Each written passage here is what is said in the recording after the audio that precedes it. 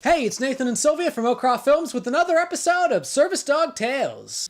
Just making sure she's real, which is the subject of today's video. As many of you might know, some people fake service dogs, which means that they take a blade of grass, they take it underground, so they perform this crazy voodoo ritual on it, and they create this illusion of an actual dog that barks, it walks around, and it seems like a dog. You can even smell it sometimes, but if you touch it, your hand just goes right through. You see, that's why you're not allowed to pet service dogs, because your hand is going to go through and then the secret would be out. I'm kidding. But on a serious note, there is a problem that has been arising with people faking service dogs, where basically they take a pet dog and they put some fake service dog equipment on them that they got at some website, and then they take them out into public and pretend that they're disabled. And this is problematic for several reasons. First off, faking a disability in order to receive access to an accommodation that actual people with disabilities need is heartless. The other problem is that when people take pets out in public, most pets don't receive the same training that service dogs have, so they can't behave as well in public. So people see this dog that seems like a service dog misbehaving in public, and it creates a really bad image of people with legitimate service dogs. Now, to some, faking a service dog might seem funny. So this is a story about someone that thought this until stuff happened that made him change his mind. This story goes back to when I was a wee lad, 18 years old and a freshman in college,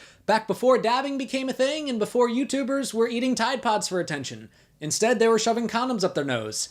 That was a real challenge, look it up. Or don't, because it was kind of gross. So I was at a speech tournament, dressed all up in my suit and stuff with my dog next to me, and I was walking down the hallway, and this guy approached me and asked me about Sylvia, which is not an uncommon thing. And the guy said, "Oh, well, that's a nice vest there on that dog, you know, it looks real." Yup, it is real. Now, this was a very awkward position for me because this guy was a judge at this tournament, which means I especially had to be careful not to say anything mean. Anyways, he continued by saying, well, like, I know a lot of people that go to a website and they just purchase one of the ones that look like one of the real service dogs, and then they just throw them on their pet. And I always thought that was really funny, like just walking around in public with that with that vest on, and it looks real and everybody thinks they're real, and you know, you can take them anywhere you want then.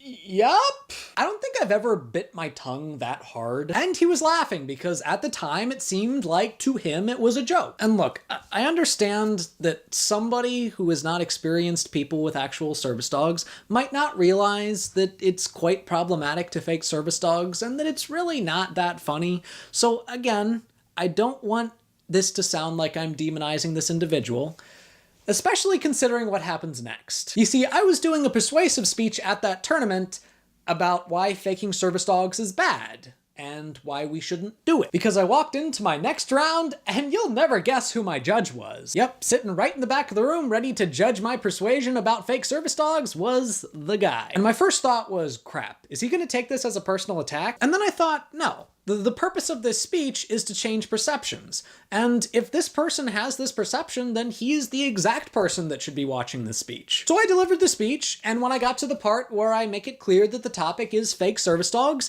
his face kind of went like... And the interesting part is he actually came up to me later after the round and he said, I'm really sorry.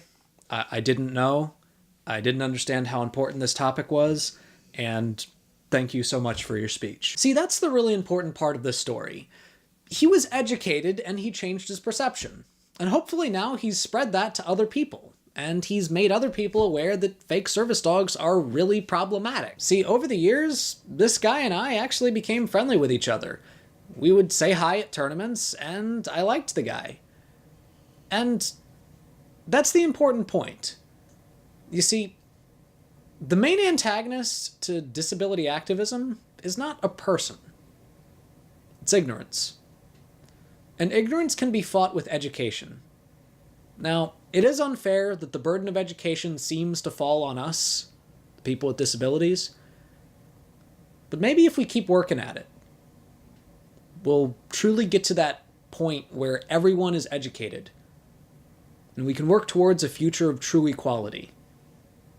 It might seem like a pipe dream. We might never get there. But I think it's a future worth fighting for. So I'm not going to stop fighting for it.